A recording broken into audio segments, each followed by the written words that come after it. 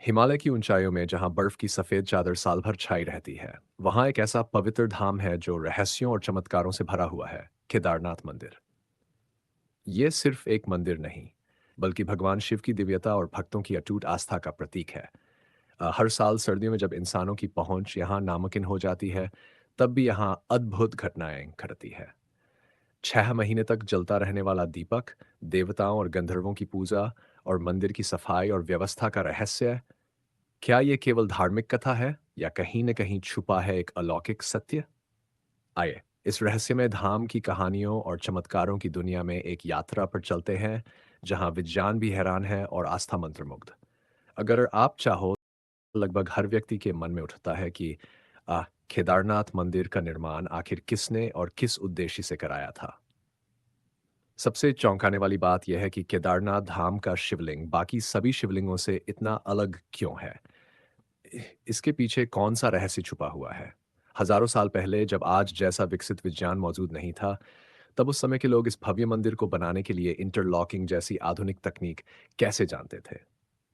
और सबसे हैरान कर देने वाली बात यह है कि करीब 60 वर्षों तक ये मंदिर बिना किसी नुकसान के बर्फ में दबा रहा। आखिर इसके पीछे की पूरी कहानी क्या है? हर साल जब भगवान शिव के इस पवित्र धाम के कपाट पूरे 6 महीनों के लिए बंद होते हैं, तब ये रहस्य और भी गहरा हो जाता है। जब मंदिर के कपाट पूरे 6 महीनों के लिए बंद हो जाते हैं, तब अंदर लगातार जलने वाला वह अखंड दीपक आखिर बिना बुझे कैसे जलता रहता है? और सबसे बड़ा सवाल, 2013 की भयानक बाढ़ के समय जब पूरा क्षेत्र पूरी तरह तबाह हो गया था, तब केदारनाथ मंदिर को बचाने के लिए पीछे से आई वह विशाल भीमशिला आखिर किसने रखी? क्या यह सब महज एक संयोग था, या फिर इसके पीछे किसी दैवीय शक्ति का चमत्कार छुपा हुआ है? इन सभी रहस्यमय घटनाओं के जवाब ढूँढने के लिए हमारे साथ अंत तक बने रहिए, क्योंकि इस डॉक्यूमेंट्री में हम आपको केदारनाथ धाम के वे अनसुने रहस्य बताने वाले हैं, जिनके जवाब शायद आज भी विज्ञान के पास नहीं है। भारत के उत्तराखंड की देवभूमि में बसा केदारनाथ धाम।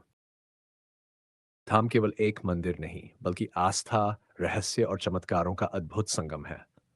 हिमालय की गोद में बसे इबाब ज्योतिर्लिंगों में से एक, यह पवित्र स्थल सदियों से भक्तों को अपनी ओर खींचता आया है।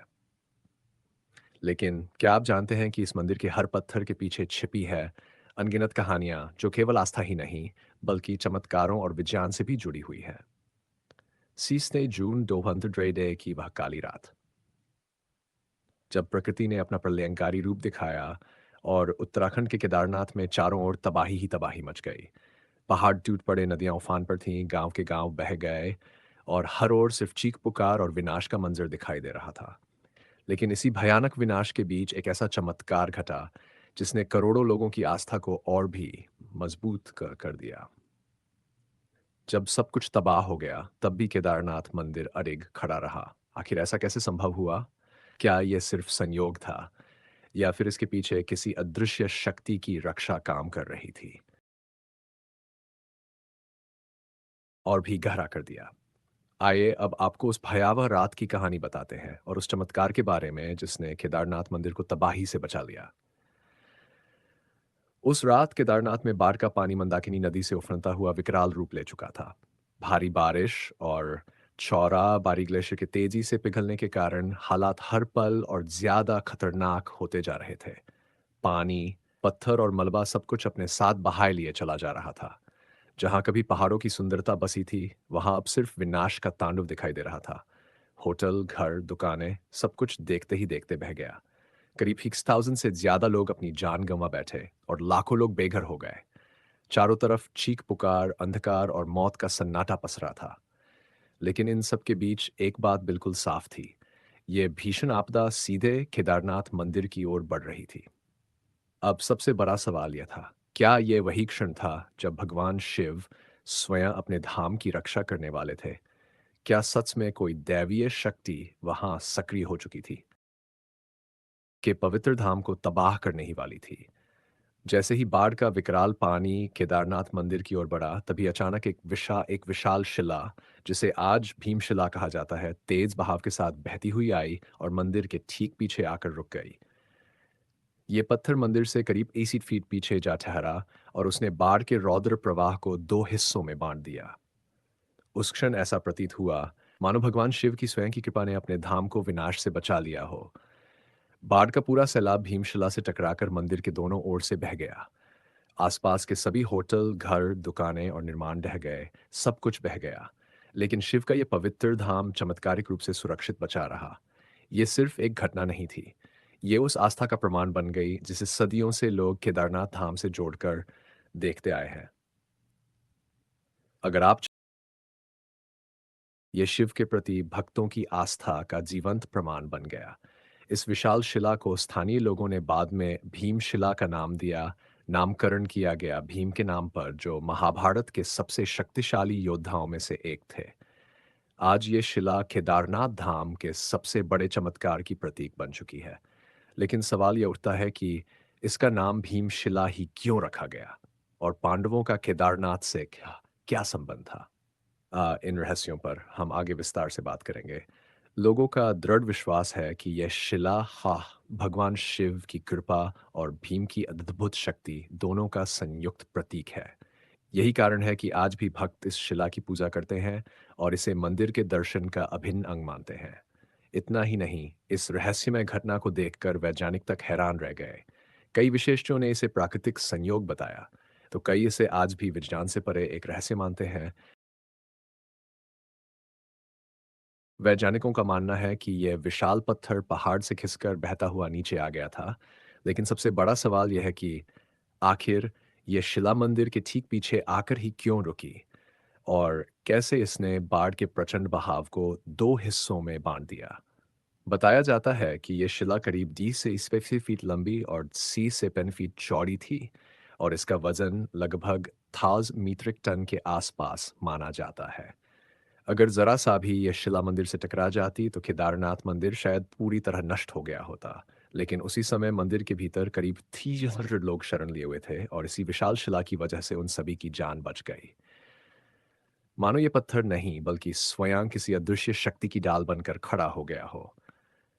आज भी हम सबके मन में ये सवाल जरूर उठता है कि 2003 की इतनी भयंकर जल प्रलय के बावजूद केदारनाथ मंदिर आज भी कैसे सुरक्षित खड़ा है?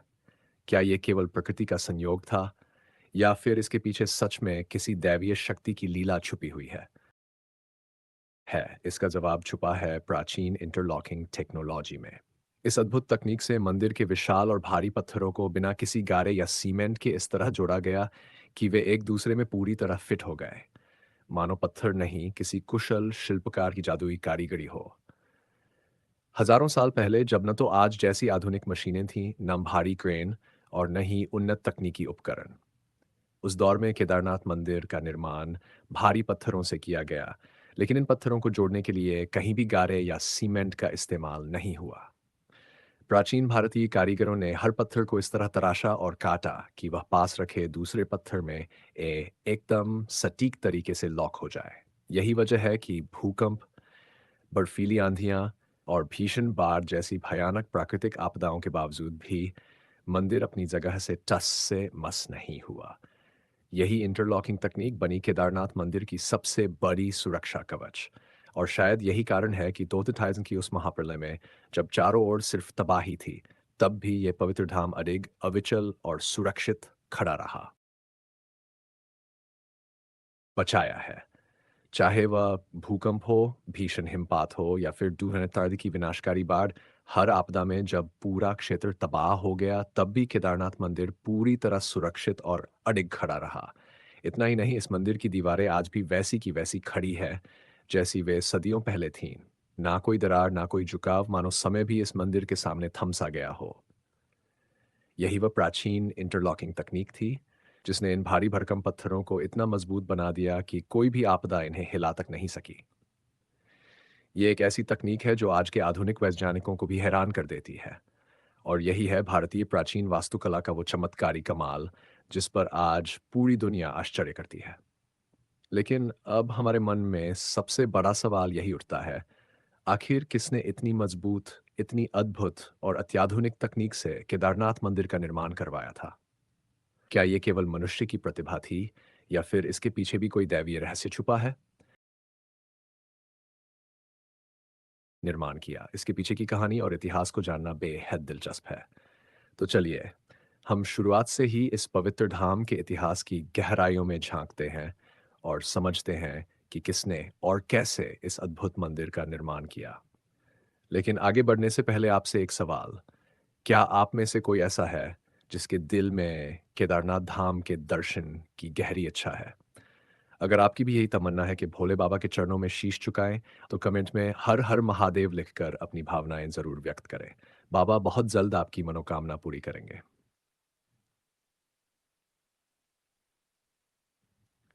केदारनाथ मंदिर का निर्माण अत्यंत रहस्यमय और प्राचीन माना जाता है। ये मंदिर सिर्फ धार्मिक दृष्टि से ही नहीं, बल्कि इसके निर्माण से जुड़ी पौराणिक कथाओं के कारण भी इसे और अधिक अलौकिक और रहस्यमय बना देती है। इससे जुड़ी तीन प्रमुख कथाएं प्रसिद्ध है, जिनमें से सबसे प्रसिद्ध कथा महाभारत काल से जुड़ी हुई है। तो आइए जानते हैं इस मंदिर के निर्माण से जुड़ी धार्मिक ग्रंथों में वर्णित वही प्राचीन कथा। धार्मिक ग्रंथों के अनुसार महाभारत के युद्ध में विजय प्राप्त करने के बाद युधिष्ठिर को हस्तिनापुर का राजा घोषित किया गया। करीब 4 दशकों तक उन्होंने हस्तिनापुर पर शासन किया। एक दिन पांडव भगवान श्री कृष्ण के साथ बैठकर महाभारत के युद्ध की समीक्षा कर रहे थे।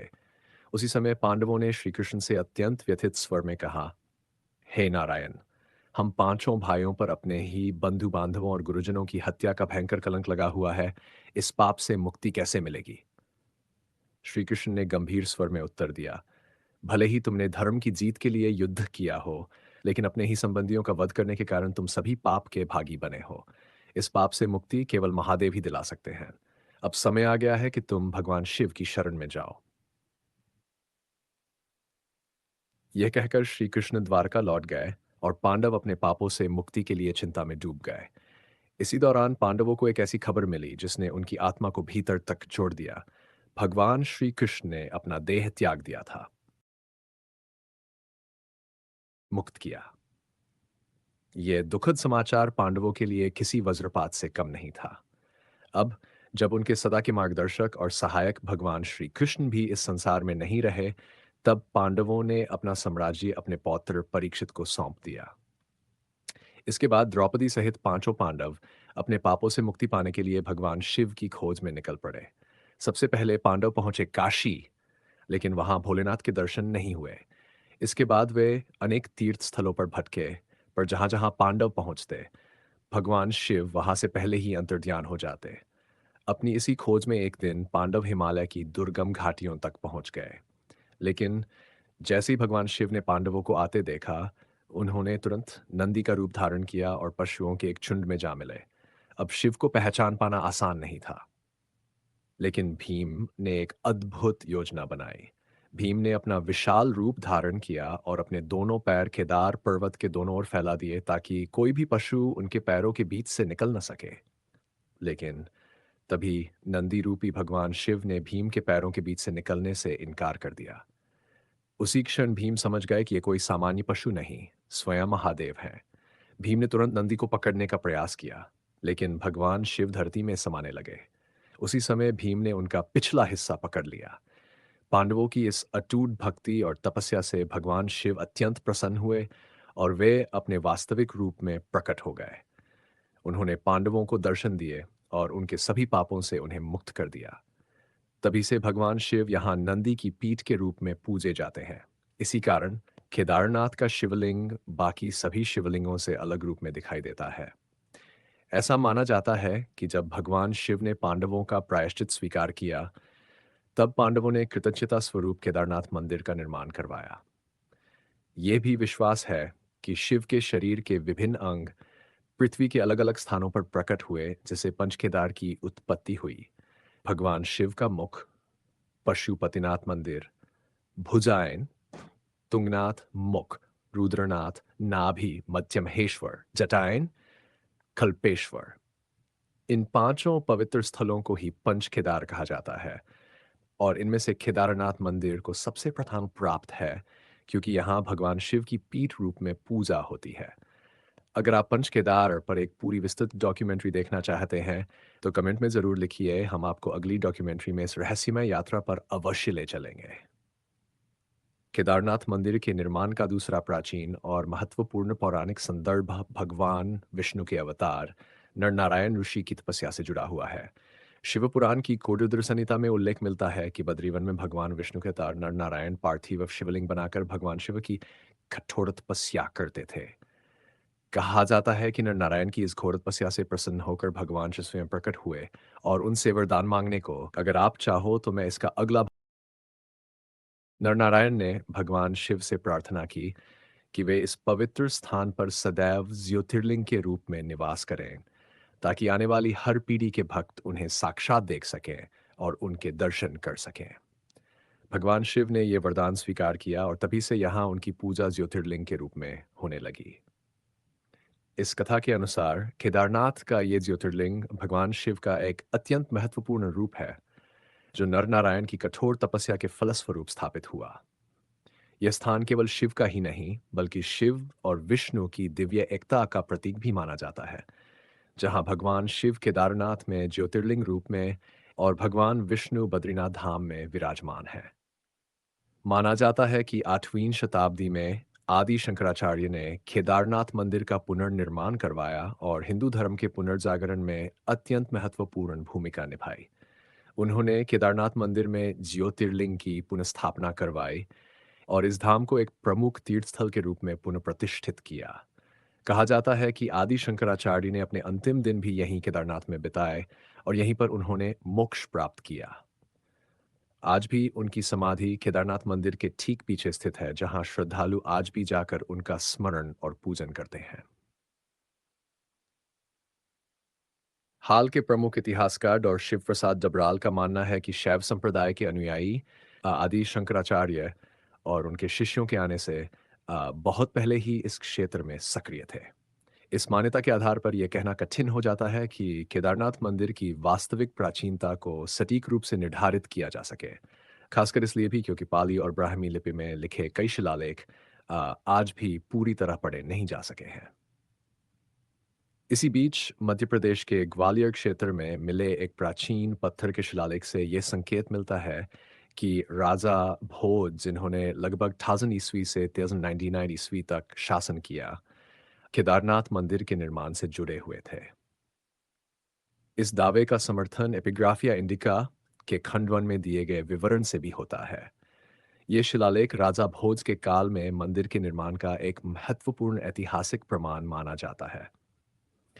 अरिकेन्श अकेड्यू के विवरण के अनुसार केदारनाथ मंदिर का एक बड़ा हिस्सा विशाल पत्थरों से निर्मित है और इसके गर्भगृह की छत पर सोने का लम्मा चढ़ा हुआ एक ऊंचा शिखर स्थित है।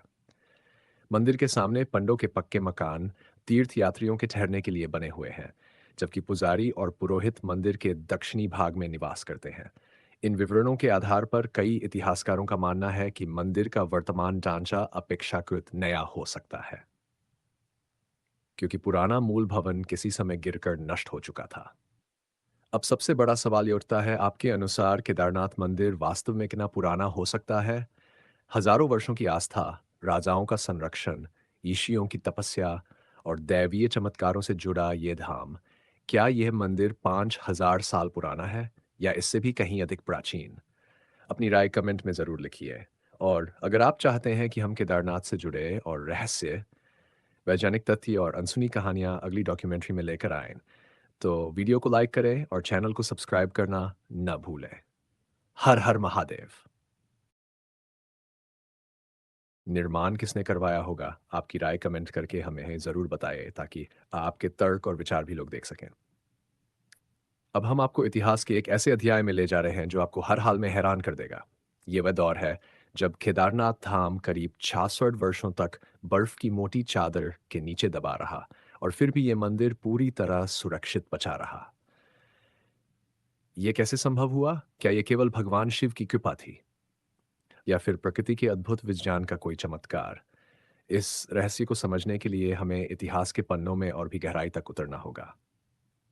इतिहासकारों के अनुसार 13वीं से 17वीं शताब्दी तक केदारनाथ मंदिर लगभग 66 वर्षों तक बर्फ के नीचे दबा रहा। इस इस काल को छोटा हिमयुग, लिटिल आइस एज भी कहा जाता है, जब हिमालय क्षेत्र में ग्लेशियरों का विस्तार असाधारण रूप से बढ़ गया था और केदारनाथ जैसे बड़े-बड़े क्षेत्र पूरी तरह बर्फ में समा गए थे। लेकिन सबसे चौंकाने वाली बात यह है, इतने सैकड़ों वर्षों तक बर्फ के नीचे दबे रहने के बावजूद मंदिर की संरचना को कोई गंभीर नुकसान नहीं पहुंचा। इस रहस्य पर देहरादून स्थित Wadia institute of Himalayan geology logy के वैज्ञानिकों ने गहन अध्ययन किया। एंड मैं वैज्ञानिक विजय जोशी के नेतृत्व में इस क्षेत्र की विस्तृत भूवैज्ञानिक जांच की गई। इस अध्ययन में यह स्पष्ट हुआ कि मंदिर की दीवारों और पत्थरों पर आज भी बर्फ के दबाव और हिम नदीय गतिविधियों के स्पष्ट निशान मौजूद हैं। लेकिन सबसे अहम खोज थी मंदिर के पत्थरों की ल्यूमिनेसेंस डेटिंग। इस वैज्ञानिक तकनीक से यह प्रमाणित हुआ कि मंदिर वास्तव में सैकड़ों वर्षों तक बर्फ के नीचे दबा रहा था। अब सवाल ये उठता है, क्या यह सिर्फ अद्भुत स्थापत्य कला का कमाल था या फिर इसके पीछे भी कोई रहस्यमय दैवीय शक्ति काम कर रही थी? ये बात बिल्कुल स्पष्ट है कि केदारनाथ मंदिर की असाधारण मजबूत संरचना ने ही इसे बर्फ के नीचे दबे रहने के बावजूद पूरी तरह सुरक्षित बनाए रखा।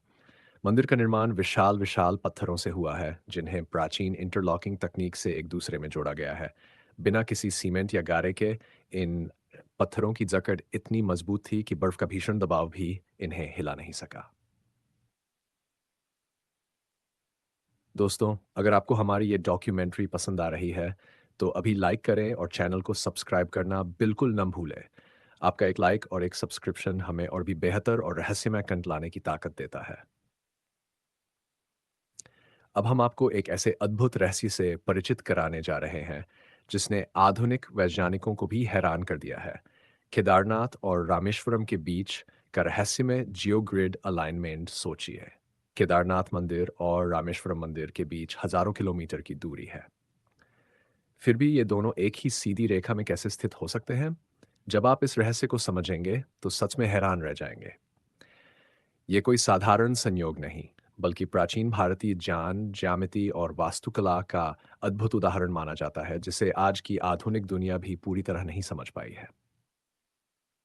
वैज्ञानिक शोधों के अनुसार उत्तर भारत का केदारनाथ ज्योतिर्लिंग और दक्षिण भारत का रामेश्वरम ज्योतिर्लिंग दोनों ही 79 डिग्री देशांतर रेखा 79 लॉन्जिट्यूड पर स्थित है। लेकिन यही नहीं, इन दोनों के बीच पांच और प्रमुख शिव मंदिर स्थित है, जो सृष्टि के पांच महाभूतों जल, वायु, अग्नि, आकाश, पृथ्वी का प्रतिनिधित्व करते हैं। अब जरा सोचिए, हजारों साल पहले, जब न कोई उपग्रह तकनीक थी, न कोई डिजिटल मैप और न ही जीपीएस व्यवस्था, तो फिर यह सटीक जियोग्राफिकल अलाइनमेंट आखिर कैसे संभव हुआ? यह सवाल आज भी विज्ञान के लिए एक खुला रहस्य बना हुआ है। या फिर जीपीएस जैसी कोई आधुनिक तकनीक भी मौजूद नहीं थी। फिर भी हमारे प्राचीन वास्तुकारों ने इतनी अद्भुत सटीकता से इन मंदिरों को एक सीधी रेखा में कैसे स्थापित कर दिया? ये जानकर आप और भी हैरान रह जाएंगे कि केदारनाथ और रामेश्वरम के बीच की दूरी लगभग 2 330 किलोमीटर है। और फिर भी इन सातों शिव मंदिरों का एक ही सीध में होना, क्या ये केवल एक संयोग हो सकता है? इन मंदिरों की स्थापना लगभग भीम सारद से 1.5 वर्ष पहले मानी जाती है। वैज्ञानिक दृष्टिकोण से यह एक अद्भुत जियोमेट्रिक अलाइनमेंट का उदाहरण है। ये सिर्फ धार्मिक आस्था का विषय नहीं, बल्कि ये ब्रह्मांडीय संतुलन और ऊर्जा संरचना की भी एक रहस्यमय झलक पेश करता है। ये इस बात का भी स्पष्ट प्रमाण है कि हमारे पूर्वजों के पास वास्तुकला और भूगोल का अत्यंत गहरा ज्ञान था, जिसे आज भी पूरी तरह समझ पाना आधुनिक विज्ञान के लिए चुनौती बना हुआ है। अब आइए इस रहस्यमय 79 डिग्री देशांतर रेखा के बारे में और जानें। इस रेखा पर केदारनाथ से रामेश्वरम के बीच पांच और अत्यंत महत्वपूर्ण शिव मंदिर स्थित है। कालेश्वर, श्रीकालाहस्ती, एकाम्बरेश्वर, अरुणाचलेश्वर, चिदम्बरम। इन सभी मंदिरों का एक ही देशांतर रेखा पर स्थित होना हमें यह सोचने पर मजबूर कर देता है कि बिना किसी आधुनिक तकनीक के यह सब आखिर कैसे संभव हुआ। उज्जैन स्थित महर्षि संस्कृत विश्वविद्यालय के प्रोफेसर उपेंद्र भार्गव यही मानना है कि हाँ, ये तथ्य बिल्कुल सही है कि ये मंदिर डिग्री देशांतर रेखा पर स्थित है, लेकिन चूंकि इनकी स्थापना अलग-अलग समय पर हुई, इसलिए ये निश्चित रूप से कहना कठिन है कि इन्हें किसी एक विशेष जियोमेट्रिक योजना के अंतर्गत ही बनाया गया हो। लेकिन एक बात पूरी तरह स्पष्ट है, इन मंदिरों की स्थापना में अक्षांश और देशांतर का गहन और वास्तु सिद्धांतों का अत्यंत सटीक पालन जरूर किया गया था। यही कारण है कि ये रहस्य आज भी बना हुआ है, जो हमें प्राचीन भारतीय ज्ञान और विज्ञान की गहराइयों से रूबरू कराता है। अब सवाल आपसे, क्या ये सब महज एक संयोग है या फिर इसके पीछे कोई अदृश्य वैज्ञानिक सूत्र और दिव्य गणना छुपी हुई है? और क्या आपको पता है कि विमान का कॉन्सेप्ट भी प्राचीन भारतीय शास्त्रों में मिलता है और आज उसी सिद्धांत पर आधुनिक दुनिया उड़ान भर रही है? अगर आपको भी प्राचीन भारतीय टेक्नोलॉजी से जुड़ा कोई रहस्यमय ज्ञान पता है, तो कमेंट में ज़रूर बताइए, ताकि बाकी लोग भी हमारे पूर्वजों की अद्भुत वैज्ञानिक सोच से परिचित हो सकें। अब चलिए, हम बात करते हैं केदारनाथ के उस रहस्य की जो सालों से भक्तों और वैज्ञानिकों दोनों को हैरान करता आ रहा है। हर साल जब केदारनाथ केदारनाथ मंदिर के कपाट सर्दियों में बंद कर दिए जाते हैं, तो मंदिर के भीतर जलने वाला दीपक अगले पूरे 6 महीने बिना बुझे जलता रहता है। सबसे चौंकाने में बात यह है कि उस दौरान वहां कोई भी व्यक्ति मौजूद नहीं होता। तो फिर ये दीपक 6-6 महीनों तक कैसे जलता रहता है? क्या ये कोई दैवीय चमत्कार है या फिर इस पीछे भी कोई वैज्ञानिक रहस्य छिपा हुआ है? होता और इतना ही नहीं कि जब केदारनाथ मंदिर के कपाट बंद हो जाते हैं, तो सवाल ये उठता है कि इस दौरान शिवलिंग की पूजा कौन करता है? मंदिर के कपाट बंद होने के बाद भी यहाँ होने वाली रहस्यमय घटनाएं आज भी लोगों के लिए गहरे आश्चर्य का विषय है। इसे ना तो पूरी तरह समझा जा सका है और ना ही वैज्ञानिक इसका कोई ठोस प्रमाण दे पाए हैं। हर साल सर्दियों में भाई दूज के बाद जब हिमालय पर बर्फ की सफ़ेद चादर फैल जाती है और इंसानों की पहुंच इस ऊंचाई तक लगभग नामुमकिन हो जाती है, तब केदारनाथ के कपाट बंद कर दिए जाते हैं। करीब 6 महीने तक ये मंदिर बंद रहता है। पौराणिक कथाओं के अनुसार जब सर्दियों के दौरान केदारनाथ मंदिर के कपाट बंद होते हैं, तब देवता और गंधर्व यहाँ आकर भगवान शिव की पूजा करते हैं। ऐसा माना जाता है कि जब मंदिर में आम लोगों की पूजा बंद हो जाती है, तब भगवान शिव देवताओं और गंधर्व के साथ यहाँ निवास करते हैं। जब मंदिर के कपाट बंद किए जाते हैं, तब मंदिर के अंदर एक दीपक जलाया जाता है। ये दीपक बिना किसी देखरेख के पूरे 6 महीने तक अविरत जलता रहता है। जब कपाट फिर से खोले जाते हैं, तो ये दीपक जलता हुआ मिलता है, जैसे मानो उस स्थान पर शिव की दिव्यता कभी नहीं बुझती। क्या यह सच में किसी चमत्कार से कम है? एक ऐसा दीपक जो इंसानों की अनुपस्थिति में भी लगातार जलता रहे, वह भी महीनों तक। इस रहस्यमय घटना ने भक्तों के दिलों में गहरा विश्वास पैदा किया है। ये इस बात का प्रमाण है कि भगवान शिव की स्थिति यहाँ हर समय बनी रहती है और जब इंसान दूर होते हैं, तब भी ये धाम खाली नहीं होता, क्योंकि देवताओं का आगमन होता है। वैज्ञानिक दृष्टिकोण से 6 महीने तक जलने वाला दीपक और मंदिर की स्वच्छता अभी भी एक रहस्य है। कैसे संभव है कि इतने लंबे समय तक कोई दीपक बिना किसी बाहरी मदद के जलता रहे और कपाट खुलने के बाद मंदिर की सफाई और व्यवस्था वैसी की वैसी मिलती है, मानो कोई वहां नियमित पूजा करता रहा हो?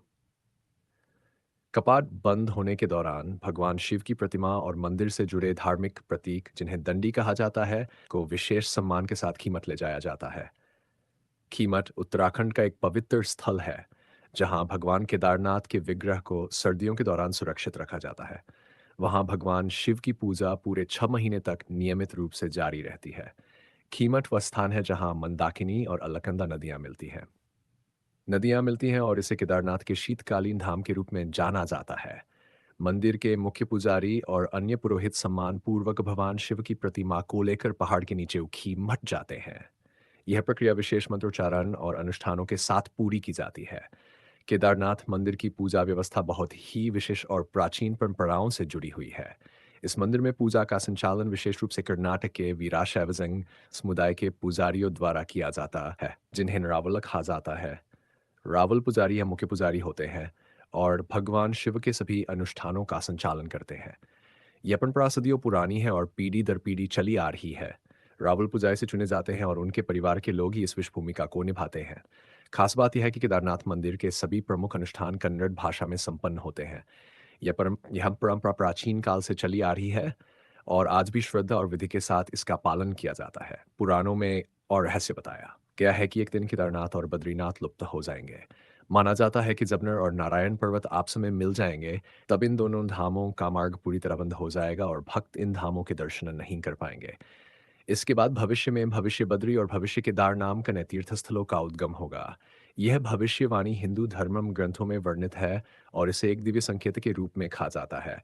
धार्मिक मान्यताओं के अनुसार यह घटना आने वाले युगों में घटित होगी और इससे भक्तों को नए तीर्थस्थलों के दर्शन करने का अवसर मिलेगा। तो यह था केदारनाथ मंदिर का रहस्य, भीमशिला का चमत्कार, मंदिर का अलौकिक निर्माण, 66 साल तक बर्फ में दबे रहना, देवताओं और गंधर्व की पूजा, 6 महीने तक अविरत जलने वाला दीपक और भक्तों की अटूट आस्था। यह सब सिर्फ धार्मिक कथा नहीं, बल्कि उस अलौकिक शक्ति का प्रतीक है जो भगवान शिव के इस पवित्र धाम को अनंत काल तक पावन बनाए रखती है। ये मंदिर हमें वैज्ञानिक रहस्यों से भी हैरान करता है और हमारी आस्था को और भी मजबूत बनाता है। अगर आपको ये डॉक्यूमेंट्री पसंद आई हो तो हमें कमेंट में अपना फीडबैक ज़रूर दें। और अगर आपने चैनल को अभी तक सब्सक्राइब नहीं किया है तो जल्दी से कर लें ताकि ऐसी ही रोचक और रहस्यमय डॉक्यूमेंट्री आपको मिलती रहे। मिलते हैं अगली डॉक्यूमेंट्री में। तब तक के लिए धन्यवाद। जय हिंद, जय भारत।